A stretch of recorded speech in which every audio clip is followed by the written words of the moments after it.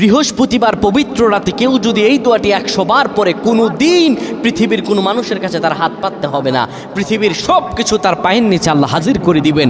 দারিদ্রতা থেকে মুক্তি দান করবেন, বিপদ আপদ থেকে মুক্তি দান করবেন, তার সম্মানকে সুউচ্চতা দান করবেন, অসুস্থতা থেকে দূরে রাখবেন।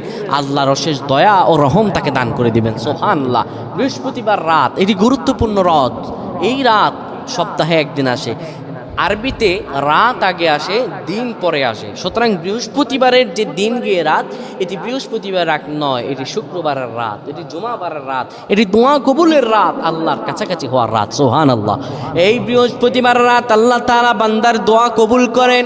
কেউ যদি বৃহস্পতিবার রাতে ঈশা নামাজের পরে পবিত্র হয়ে ইয়া হাইয়ু ইয়া হাইয়ু ইয়া হাইয়ু ইয়া রফিয়ু ইয়া রফিয়ু ইয়া রফিয়ু এই দোয়াগুলো পড়তে পারে 100 বার, আল্লাহ রাব্বুল আলামিন তার